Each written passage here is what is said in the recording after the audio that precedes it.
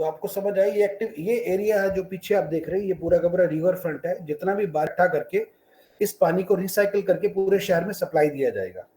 तो ये activation area दो तरह से हो गया, आपके लिए घूमने की जगह भी होगी, साथ में वाटर स्टोरेज भी हो गया।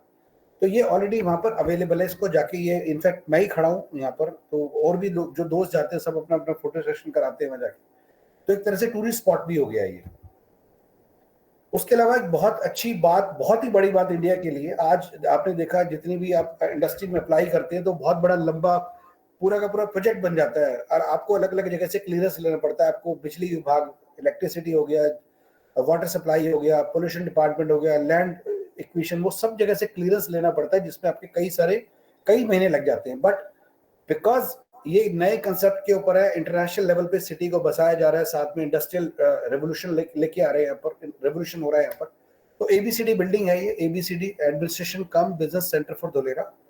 यहाँ पर सिंगल विंडो, एक जगह पर अप्लाई करते हैं, आपको सारे के सारे clearances within a week मिल जाते हैं। तो इसका मतलब क्या है, लैंड गवर्नमेंट का अवेलेबल है, उसके ऊपर सब कुछ बना दिया है, आप सिर्फ अपना लैंड चूज करिए। इंडस्ट्रीज की बात हो रही है और अपनी फैक्ट्री आप शुरू कर सकते हैं। तो इसीलिए यहाँ पर ज्यादा से ज्यादा इन्वेस्टमेंट आ रहा है अभी। उसके अलावा again GTC Gujarat trade centre, इसे हम बोलते हैं the new Gujarat with in Gujarat. ये बिल्डिंग्स वो है जो पूरे शहर का एक्सपोर्ट इंपोर्ट, पूरे शहर का सर्विलांस, पूरे शहर की सेफ्टी सिक्योरिटी, पूरे शहर का सिस्टम इस बिल्डिंग से डिसाइड होगा। तो डिसाइड ही इस बिल्डिंग से कंट्रोल होगा। तो इसे गुजरात ट्रेड सेंटर कहते हैं। ये भी अंडर कंस्ट्रक्शन है। उसके अलावा universities, blackbird sanctuaries, signature golf course, super speciality hospital, stadium, entertainment zone, ये सारा का सारा अंडर कंस्ट्रक्शन है।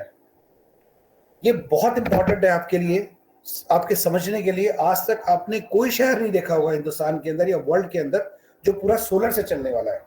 ये पहला शहर होगा इंडिया का, इवन एशिया का सबसे बड़ा शहर होगा, जिसमें 5000 मेगावाट की इलेक्ट्रिसिटी सप्लाई होने वाली है, वो भी थ्रू सोलर।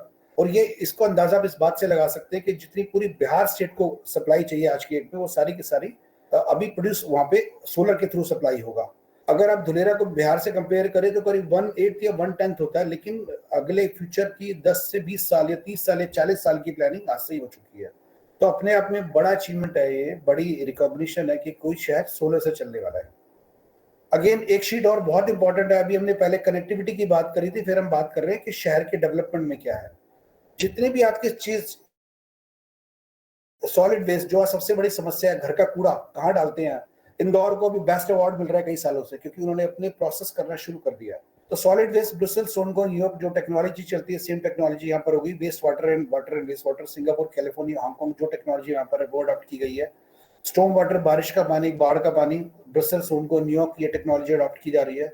अर्बन प्लानिंग, कैसे मकान होंगे, कैसे रोड होगी, London, Chicago, Milton, Keynes. Power and ICT, Singapore, London, Canada and Denmark. Road design, London, New York. इनमें से आप जिस भी सिटी में गए हैं तो आपको लगता है वाह भाई वाह, बहुत सब कुछ बढ़िया था, वो सारी चीजें आप उस टाइम के बाद धुलेरा में देख सकेंगे। तो रोड डिजाइन, ये अपने स्क्रीन पे आप देख सकते हैं रोड डिजाइन किस तरह है। रोड के नीचे पहले से टनल बने हुए, गैस के, आईसीटी, पावर के, वाटर पोर्टेबल के, सीवर कनेक्शन, स्टॉर्म वाटर, है ना, सारे के सारे पहले से बन के तैयार है। ठीक है, और गवर्नमेंट एक्सपेंशन का भी स्कोप इसमें छोड़ा हुआ है।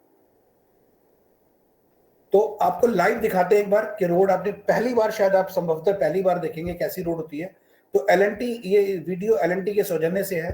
Generally what happens in other cities that impactful, again they have to do the bituminous layer, so all those things will be avoided. They have been well thought of, and at one single point all the plot owners will be getting lot of access to multiple utilities. If you see in this road itself, we are seeing multiple utilities at the back. These are the chambers.